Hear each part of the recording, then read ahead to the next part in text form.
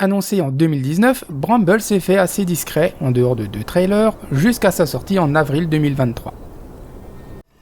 Ce très long cycle de développement n'a heureusement pas vraiment entravé le succès du jeu qui a fait très forte impression dès sa sortie sur console PlayStation et Xbox, ainsi que sur PC et Switch. Tout le monde semble avoir réagi positivement à la proposition de Dim Frost, une sorte d'anthologie horrifique de contes scandinaves sous forme d'un jeu d'action-aventure très simple et à la vision très pure.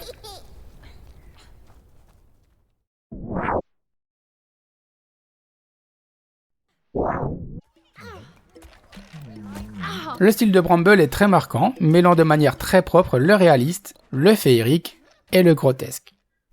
On tombe très vite sous le charme d'Ole et Lillemore, les enfants au style presque poupon et à l'énergie communicative. On s'émerveille devant chaque ruine, mare ou bosquet. On s'interroge devant chaque créature, chaque nouvelle découverte. Les plans de caméra et l'éclairage créent des scènes magnifiques rendant hommage aux illustrations de livres de contes dont le jeu s'inspire. La maîtrise des artistes crève l'écran à chaque occasion, ce qui pousse à son tour le joueur à avancer jusqu'à la prochaine scène. Les quelques boss du jeu comptent parmi les moments les plus forts de celui-ci, et je vous montre ici le premier, le moins intéressant, car les autres sont remplis de trouvailles visuelles dont il vaut mieux faire l'expérience par soi-même. C'est la première force de Bramble et son lien le plus fort avec les contes qu'il inspire, attiser la curiosité et l'imagination du public. Techniquement, c'est un tout petit peu désuet par moments, peut-être, et on chatouille parfois la vallée de l'étrange. Au final, ça rend service au thème du jeu, accentuant l'étrangeté de l'aventure, volontairement ou non. Si vous jouez sur PC, sachez par ailleurs que les options graphiques s'y limitent à un sélecteur de niveau de détail très sommaire et à un réglage du gamma. On voit aussi ponctuellement transparaître un souci d'économie dans le montage de certaines cinématiques, coupant ou mettant hors champ des éléments visuels de façon un peu sèche et maladroite. On pourrait attribuer ça à une certaine licence artistique, mais cela intervient presque toujours lorsque l'action réclamerait une animation qui n'existe pas dans le jeu à proprement parler. C'est un détail, c'est rare, et ça ne gâche en rien le plaisir de jouer.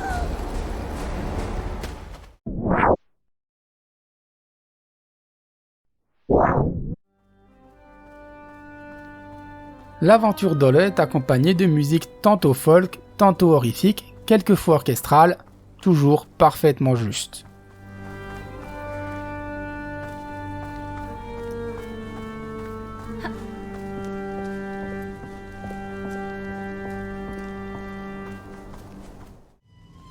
Elle sait aussi s'effacer quand le silence ou les effets sonores sont plus évocateurs.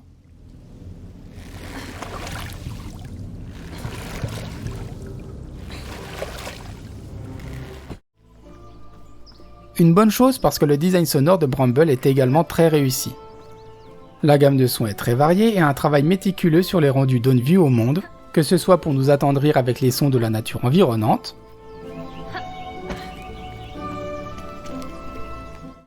ou pour nous dégoûter avec les bruits d'une mare de tripes pourrissantes envahies d'asticots géants.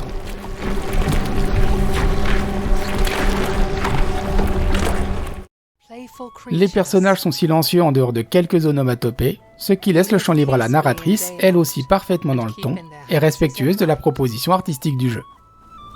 Visitors that don't want to eat them were unheard of until this day.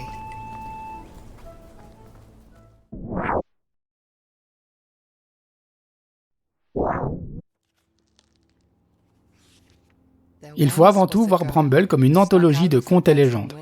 Le tout début du jeu est bien clair là-dessus. Ole, l'enfant qu'on incarne, a été abreuvé de ces histoires fantastiques, ce qui trouble forcément la frontière entre les mondes magiques et réels. Le fil rouge de l'histoire met d'ailleurs un petit peu de temps à se mettre en place, et on peut au début trouver que tout ça manque un petit peu de liant. On enchaîne parfois les scènes, les rencontres, les lieux et les méchants sans lien logique tout à fait évident. Le roi évoqué dans le titre intervient dans le dernier tiers, donnant un peu plus de sens aux événements. Ça importe pas vraiment sur le moment parce que chaque chapitre a sa propre histoire accompagnée d'une narration et d'une mise en scène très léchée. C'est particulièrement vrai durant les boss qui sont traités comme il se doit, comme des événements majeurs du jeu. Laissez-vous porter par l'histoire, comme un enfant à qui on la lirait. C'est sûrement la meilleure façon d'apprécier Bramble.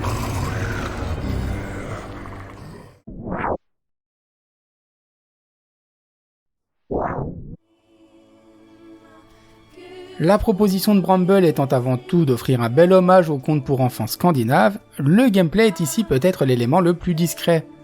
Et une fois n'est pas coutume, je dirais que celui-ci est au service de la narration et fait office de mise en scène. On peut ici trotter, s'accroupir pour rester discret, sauter, grimper, lancer un éclat lumineux, et c'est tout. Le reste des actions étant géré par un bouton contextuel. Oui, si vous êtes là pour l'action, vous vous êtes trompé d'adresse, mais je pense que vous l'aviez déjà compris. Il ne faut pas non plus chercher ici d'exploration ou de level design complexe. Le déroulement de Bramble est presque entièrement linéaire, chaque nouvelle section vous fermant l'accès à la précédente. La seule petite pépite à dénicher pour les complétistes, c'est cette série de statuettes en bois illustrant les différents chapitres. Bramble est donc plutôt à voir comme un conte interactif dont vous actionnez le déroulé. Pour un jeu d'horreur, Bramble suit clairement une tendance plus ambiante et contemplative. Ça ne veut pas dire que le titre est dépourvu de toute difficulté. Si les actions sont limitées, certains passages sont exigeants sur leur exécution. D'autres demandent un moment de réflexion et un bon sens de l'observation vis-à-vis de l'environnement et aussi de divers objets à examiner. Les énigmes ne sont jamais bloquantes, mais plutôt stimulantes et très bien pensées dans le contexte du chapitre en cours. Malheureusement, toutes les difficultés du jeu ne sont pas forcément voulues. Certaines des morts que j'ai subies étaient clairement dues à des hitbox un peu foireuses. D'autres à un design visuel un poil trop sombre. Je me suis retrouvé coincé ici car la plateforme à rejoindre peut être difficilement visible. J'ai également eu besoin de 3 morts pour comprendre la dernière phase du boss de la forêt et pas mal de joueurs ont eu le même souci. C'est des petits problèmes très ponctuels, mais dans un jeu aussi immersif, les défauts techniques ont un impact réel sur le plaisir de jeu. C'est dommage pour un titre qui sur tous les autres plans est un véritable chef-d'œuvre.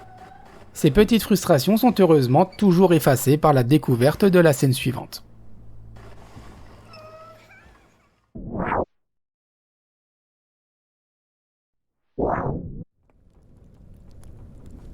C'est pas étonnant que Bramble ait charmé autant de joueurs aussi vite. Il est magnifique et immersif et remplit sans difficulté son contrat. Rendre hommage au folklore scandinave et le rendre un peu plus accessible au plus grand nombre en l'adaptant à un médium moderne. Sachez bien dans quelle aventure vous vous lancez avec Bramble et vous êtes parti pour 4 à 6 heures d'émerveillement. Moi, je pars vers ma prochaine histoire, alors à la prochaine et d'ici là, amusez-vous bien.